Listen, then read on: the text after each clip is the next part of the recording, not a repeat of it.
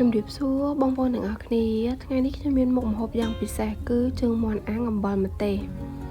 សម្រាប់មុខម្ហូបនេះដែរសូម្បីតែកូនស្រីរបស់នាងខ្ញុំក៏ចូលចិត្តញ៉ាំដែរតោះទៅមើលវិធីធ្វើទាំងអស់គ្នាជាដំបូងយើងត្រូវលាងជើងមាន់ជាមួយនឹងទឹកឲ្យបានស្អាតបន្ទាប់មកទៀតយើងត្រូវរៀបចំគ្រឿងបុកដែលមានដូចជាខ្ទឹមសម្ទេសថែមស្ករអំបិលម្សៅស៊ុបបន្តិចដើម្បីឲ្យមានរសជាតិដិតល្អយើងបុកគ្រឿងនេះបានម៉ត់ល្អដើម្បីឲ្យមានរសជាតិដិតល្អយើងត្រូវដាក់អំបិលឲ្យបានច្រើនបន្តិចធ្វើឲ្យបិទតែវាប្រៃមែនប៉ុន្តែវាកាត់ជាតិឆ្អាបហើយនឹងរសជាតិដិតល្អបន្ទាប់ពីបុកគ្រឿងបានម៉ត់ល្អហើយតោះយើងមកលាយគ្រឿងទាំងអស់គ្នាមាន់ដែលយើងលាងស្អាតហ្នឹងយើងដាក់គ្រឿងចូលមកហើយកុំភ្លេចបន្ថែមប្រេងខ្យងបន្តិចផងដើម្បីឲ្យវាមានពណ៌ស្អាតនិងរសជាតិកាន់តែឈ្ងុយឆ្ងាញ់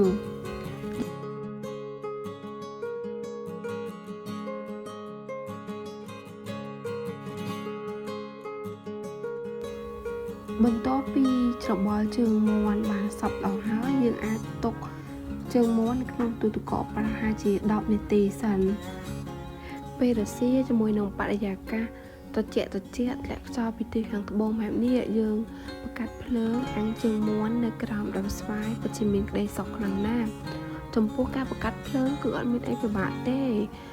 យើងគ្រាន់តែហៅកុំទឹកឈើតូចមកហើយយើងដាក់វាបង្កាត់ទៅគឺមិនជាអីពិបាកខ្លាំងណាស់ទេហើយយើងដាក់ចង្កឹះអាំងមកយើងចាប់ដើមអាំងជើងមាន់យើងកុំប្រើភ្លើងខ្លាំងពេកកាលណាយើងប្រើខ្លាំងពេកវាធ្វើឲ្យ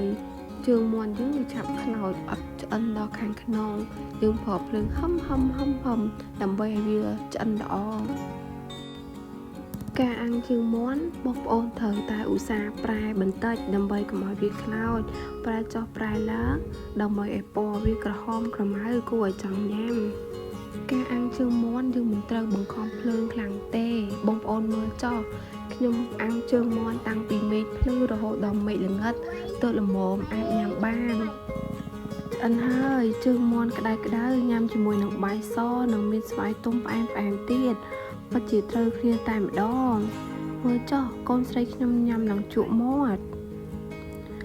អរគុណបងប្អូនទាំងអស់គ្នាសម្រាប់ការតាមដានទស្សនា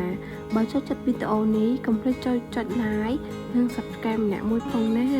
ដើម្បីទទួលបានវីដេអូធ្វើម្ហូបថ្មីទៀតជួបគ្នានៅវីដេអូក្រោយជម្រាបលា